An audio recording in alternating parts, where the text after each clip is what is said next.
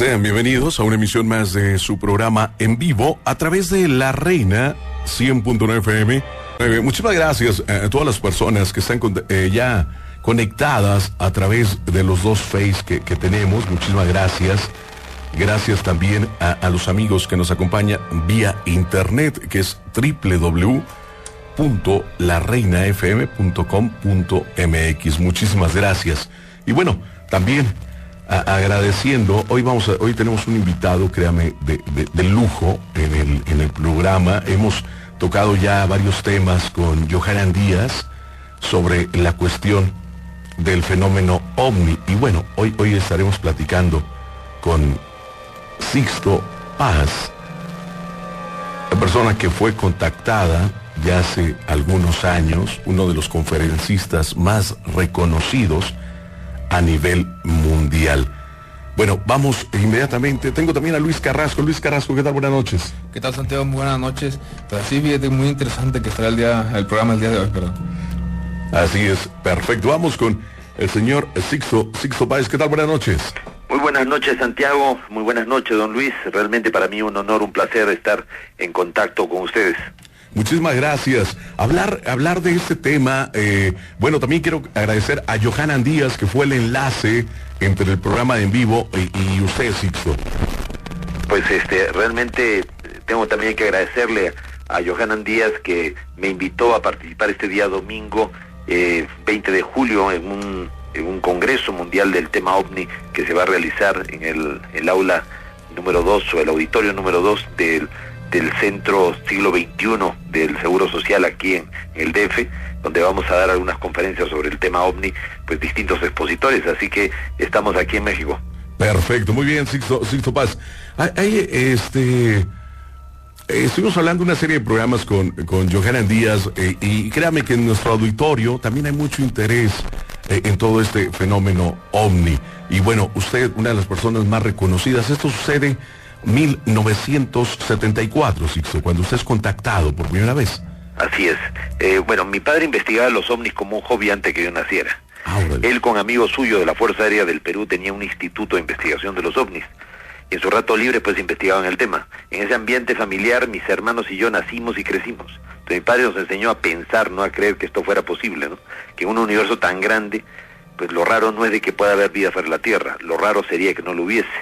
Entonces, en el año 73, cuando tenía 17 años, pues mi padre fue invitado a dar una conferencia a una agrupación yoga. Entonces fui acompañándolo y me encontré con un grupo de personas que se dedicaban a temas espirituales sin hacer de eso una religión, y me gustó y me enganché con el tema de la hatha yoga, la meditación.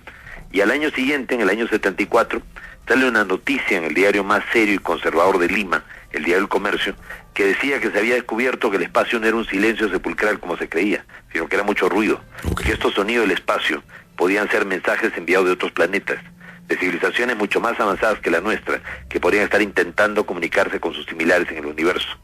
Hoy día sabemos que querer comunicarse con ondas de radio es como poco eficiente, ¿no? Las ondas de radio viajan a la velocidad de la luz, que son casi 300.000 kilómetros por segundo, y las estrellas están demasiado lejos.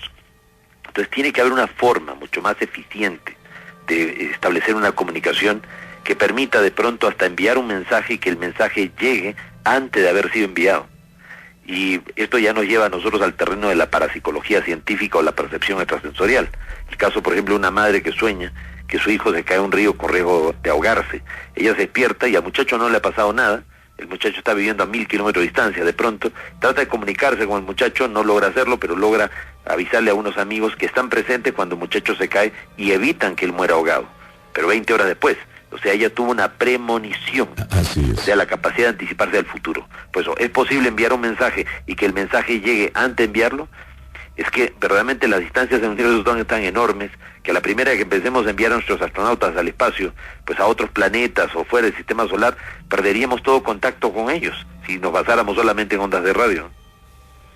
Así es. Y bueno, cuando sucede esto, Sixto, el primer contacto, ¿cómo se da? Esto sucede ahí en Lima, Perú. Así es, precisamente a raíz de esta noticia que salió en el periódico, pues mi padre organizó una conferencia e invitó a un médico del Hospital de Policía de Lima, miembro de la Sociedad Teosófica, alto grado de la masonería, quien disertó sobre el tema de la telepatía, la transmisión de pensamiento a distancia, como una forma realmente eficiente de comunicación. Entonces yo con 18 años recién cumplidos quedé fascinado con lo que dijo este médico, porque estábamos acostumbrados a los planteamientos de mi padre que eran más bien científicos, estadísticos, matemáticos. Entonces, de regreso a la casa le conté a mi madre y a mi hermana lo que se había hablado y nos pusimos manos a la obra de poner en práctica lo aprendido en la yoga, de técnicas de respiración, relajación, concentración, meditación, para predisponer una supuesta o posible o potencial comunicación telepática con extraterrestres. Entonces aquella noche meditamos y a los 15 minutos de una meditación muy profunda vino en mí un deseo irrefrenable escribir, una ansiedad tal que me llevó a abrir los ojos, estaba totalmente consciente, no estaba en estado de trance alguno y sentí la necesidad imperiosa compulsiva de escribir, así que abrí los ojos y relajé la mano y al principio fueron trazos desordenados y luego comencé a escribir a gran velocidad y el supuesto primer mensaje psicográfico, escritura automática, de una forma de telepatía instrumentalizada decía: sala de hogar buena para hacer la comunicación. Me llamo Oxal, soy de Morland, ustedes le llaman Ganímedes, una luna de Júpiter. Podemos tener contacto con ustedes, pronto nos verán.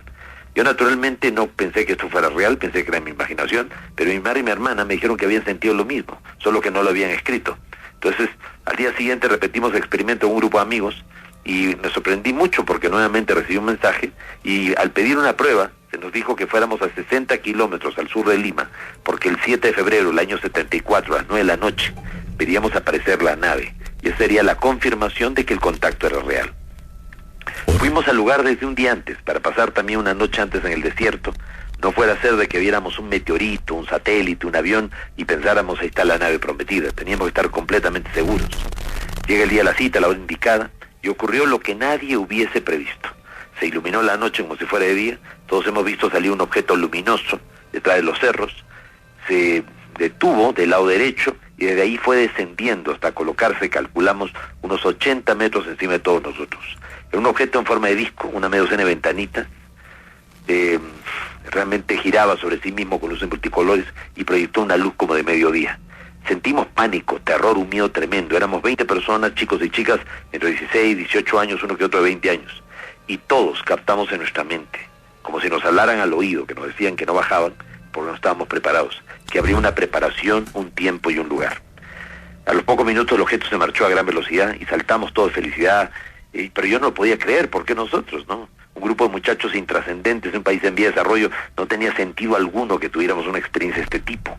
Llegué a pensar que, como desde el espacio no se ve que los países sean diferentes colores, como aparecen en los mapas, ni se ven las líneas punteaje, lo dividen, de pronto estos seres creían que habían bajado pues en Alemania o en Estados Unidos y se habían quedado a mitad de camino en el Perú. Entonces ya de regreso a la casa le contamos a mi papá, que era el científico, pues lo que habíamos vivido, y él al principio pues lo tomó de mala manera pensando que nos estábamos burlando de sus investigaciones.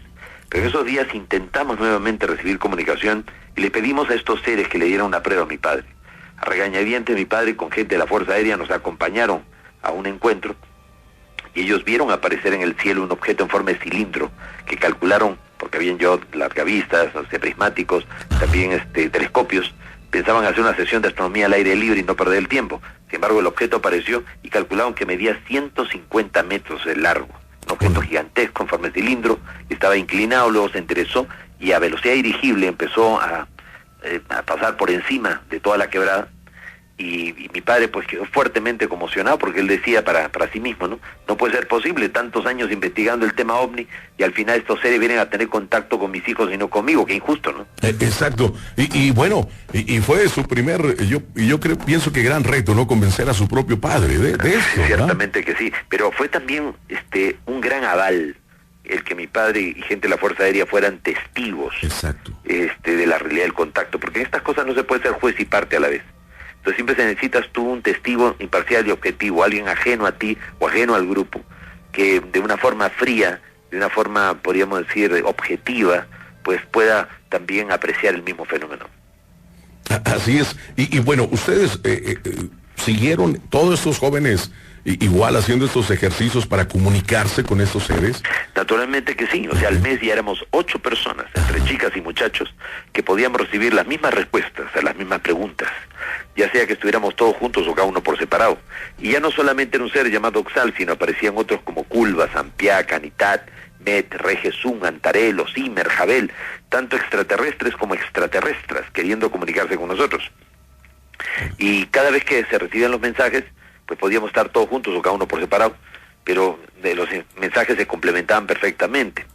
Y cuando nos invitaban a salir al desierto, 1 o 2 veces al mes teníamos avistamientos de ovnis, a veces de un solo objeto, a veces 2 o 3, o a veces uno solo que se dividía en varios, o soltaba un racimo de pequeñas esferas que revoloteaban alrededor nuestro.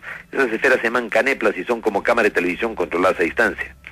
Entonces el grupo fue creciendo mucho, cada uno fue trayendo familiares, conocidos, amigos, y ya para el mes de junio del 74 éramos como 50 o 60 personas los que íbamos a cada salida. Entonces de pronto estos seres nos dijeron, a partir de la próxima salida, vayan en grupos no mayores de 7 personas, grupos de afinidad y de sintonía, preparándose para lo que va a ser el contacto físico. Al grupo como que no le gustó que nos dividieran en grupos pequeños, pero donde manda capitán no manda marinero, por algo será. Así que nos fuimos las primeras 7 personas del primer grupo, en el auto que le prestó el papá a unos muchachos, llegamos al desierto de Chilque, dejamos el auto y de ahí teníamos que caminando unos 2 kilómetros por el desierto hasta un lugar que le llamamos La Mina, una cantera de grava abandonada, donde ya habíamos tenido observaciones de avistamientos ovni. Entonces empezamos a caminar, estaba oscureciendo ya, estaba conversando con el compañero al lado, le hago una pregunta y no me contesta. Entonces me giré a buscarlo, no lo vi, le pasé la voz a los demás, y cuánta no sería mi sorpresa cuando me encuentro que estoy 2 kilómetros delante de todos, ya en La Mina, en el lugar al que debíamos llegar. Como yo no podía explicarme este extraño caso de teletransportación, lo primero que pensé fue en darme la vuelta y regresarme corriendo por donde nosotros habitualmente veníamos, buscar a los demás y que me explicaran qué había ocurrido. Empiezo a correr y veo que detrás de una colina cercana había un resplandor de luz. Entonces pensé que eran los muchachos con sus linternas. Me fui hacia allí, pasé del otro lado de la colina y a unos 100 metros de distancia, sobre el suelo, había una media luna dorada de unos 10 metros de diámetro que pulsaba, como que latía. Entonces yo dije, ay mi madre, ya bajaron los extraterrestres, estoy solito. Y como hasta ese momento todo era en grupo y en el aire, y eso estaba en el suelo, y yo estaba solo, dije, ni hablar, yo no puedo quedar aquí. Así que me di la vuelta y empecé a correr, y en lo que me iba alejando, sentía la desagradable sensación de que me miraban. A tal punto que me detuve, giré sobre los talones, y vi que del domo luminoso asomaba la silueta antropomorfa, humanoide, de un ser con el brazo levantado. Y en mi mente, con toda claridad, capté que me decían, ven. Inmediatamente se me doblaron las piernas, estuve a punto de desmayarme, y yo me rebelé internamente, ¿no? Entonces por segunda vez capté que me decían que me acercara, pero era como una orden, y a lo que yo repliqué que no me podían obligar, que habíamos sido invitados 7 personas, que yo estaba solo, que no me atreví a acercarme. Entonces por tercera vez capté que me decían que me acercara, pero como que me brindaban su amistad, como algo muy agradable lo que sentí en mi mente. Igualmente dije que no.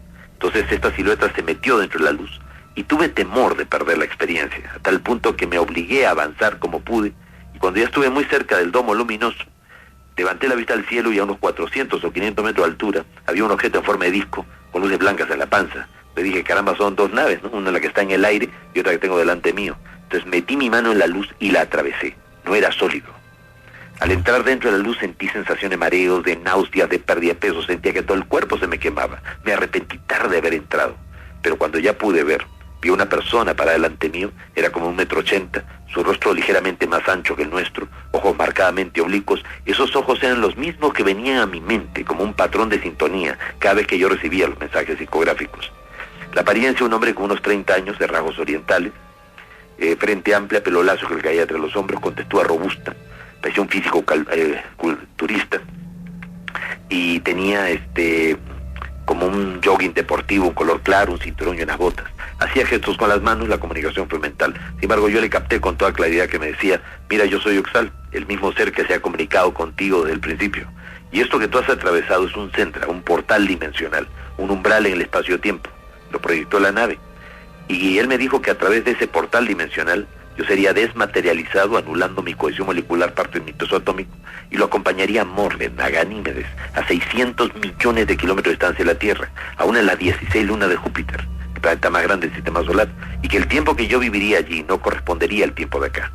Yo calculo haber estado unos 4 o 5 días con ellos allá, pero cuando volví habían pasado escasos 15 minutos, el tiempo suficiente como para que el grupo llegara y me viera a mí salir de la luz. ¿Y por qué, Sixto Paz, por qué eres de los 7 que iban? Bueno, primero era un grupo como de 50, después dice, solamente necesito 7.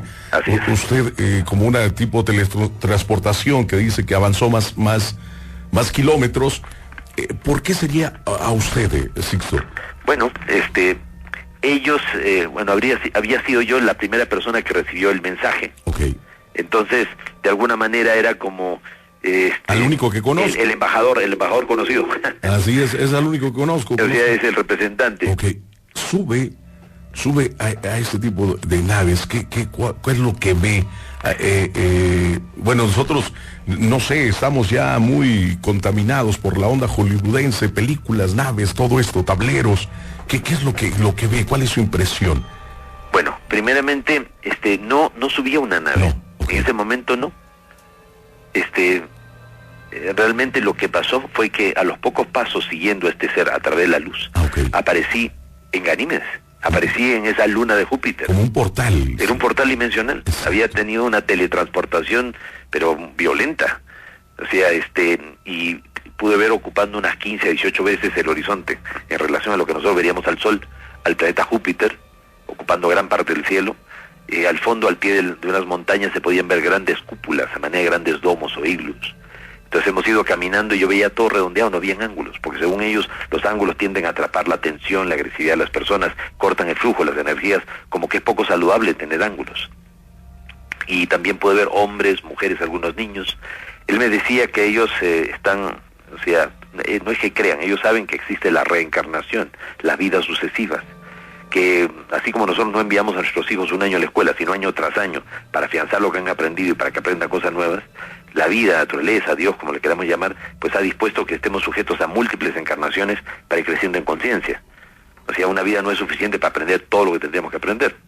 Entonces, o sea que cuando uno muere, la personalidad y el carácter mueren con uno, pero tu alma, tu espíritu, pues vuelve en otro cuerpo siempre corregido, aumentado y mejorado. Entonces, ellos me decían de que ellos pueden vivir entre 2000 a 3000 años los nuestros, ya que dominan la regeneración celular con el poder de la mente, además de una adecuada metodología de vida, y que tienen una muerte consciente cuando saben que llegó su momento. Me decía este ser Oxal, ¿no?, que nuestra galaxia, la Vía Láctea, tiene un gobierno compuesto por 24 seres, que todos los mundos más evolucionados de nuestra galaxia, en capacidad de ayudarse y ayudar a otros planetas que están en vía de evolución, se encuentran bajo la regencia de ese consejo de 24 seres. Y por debajo de ellos hay todo un orden jerárquico de civilizaciones. Están los llamados ingenieros genéticos o sembradores de vida, una suerte de jardineros cósmicos, más abajo los guardianes y vigilantes. Entonces hemos ido caminando, recorriendo la ciudad, y pude ver pues que las construcciones todas no tenían ángulos, eran redondeadas. Pude ver grandes invernaderos donde ellos reproducen sus alimentos. Pude ver cultivos hidropónicos, o sea, sobre unas rejillas, sobre agua, y también aeropónicos suspendidos en el aire. Pude ver un gran estadio de deportes, pero no los vi a ellos practicando deportes de, podríamos decir, competencia, sino más bien como una especie de tai chi, chikung o gimnasia rítmica colectiva. Pude ver grandes laboratorios. Me dijeron que ellos han creado un microclima y una microatmósfera solo sobre sus ciudades, que se extienden mayormente en el subsuelo de las lunas de Júpiter. O sea que en condiciones normales no es respirable ahí en Ganímedes.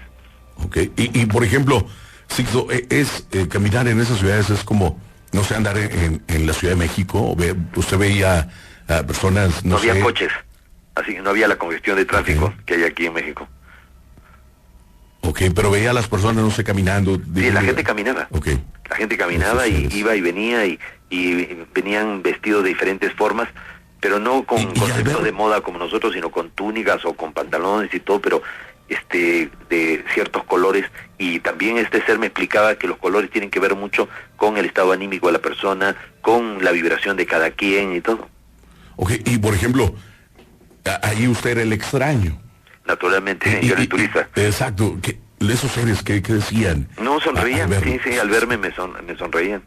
O sea, como que tal vez no era el único que ya habían visto. No, al contrario. En una de las ciudades que ellos tienen ahí en Ganímedes hay una colonia en donde hay alrededor de unas 200.000 personas que han sido extraídas, no solamente de la Tierra, sino de diversos planetas. Una colonia así de mucha gente. Y hay unas 12.000 personas extraídas de la Tierra en los últimos 300 años, gente que ha sido rescatada de lugares como el Triángulo de las Bermudas o el Triángulo del Dragón del Pacífico, o de distintos lugares del planeta, y que están siendo preparadas para ser devueltas a nuestro mundo, y que a partir de agosto del 87 las iban a empezar a reinsertar, gente que después de 100, 200, 300 años no ha envejecido nada, y vuelve con un mayor nivel de conciencia, y es reinsertada, infiltrada en nuestro mundo, para que acceda a medios de comunicación, a puestos de poder, y ayude a que se libere información, que es lo que puede generar realmente el gran cambio y el despertar de la humanidad. Ok, Sixto, ¿cuál sería el motivo de llevarlo a usted, una persona tan joven en aquellos años, llevar a conocerlo esta ciudad? Bueno, primeramente ellos dicen de que aunque uno sea joven en edad, pues no lo es tanto en el espíritu. O sea, hay espíritus viejos con cuerpos jóvenes o cuerpos viejos con espíritus jóvenes. Entonces, ellos hacen también un seguimiento a las personas a través de sus encarnaciones. Como el tiempo para ellos no pasa igual que para nosotros, ellos pueden haber tenido contacto contigo hace 200 años en una vida anterior y volverte a enganchar y encontrarte en esta existencia. Disculpe, ¿y cómo los preparaban a las personas que se las habían llevado? ¿Qué es lo que les enseñaban? Pues primero les hacen, o sea, les dan toda una serie de técnicas para desarrollar todo su potencial psíquico. Por otro lado, también les permiten accesar o acceder a lo que es probablemente la verdadera historia del planeta Tierra. O sea, que los seres humanos sobre la faz de la Tierra somos el resultado de más de un experimento genético extraterrestre. Somos siembra de vida extraterrestre. Aquí ha habido hibridación y mestizaje, naufragios estelares, colonizaje y hasta deportación de extraterrestres a nuestro mundo. Y si no tomamos en cuenta el eslabón extraterrestre, esto de la humanidad no tiene ni pie ni cabeza. Entonces esta gente ha tenido acceso directo a toda esa información y todo eso naturalmente termina revolucionando las mentes, ¿no? Entonces los preparan para que estén aquí en la Tierra en posiciones clave, en puestos clave para la humanidad. Naturalmente, personas como por ejemplo un Julián Assange, gente que es reinsertada, infiltrada en nuestro mundo para que empiece a liberar información y eso genere realmente una reacción en cadena.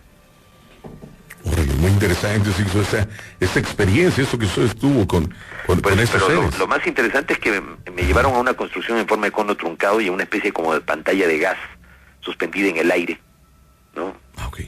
Me mostraron una serie de imágenes de lo que según ellos podría ser el futuro de la Tierra.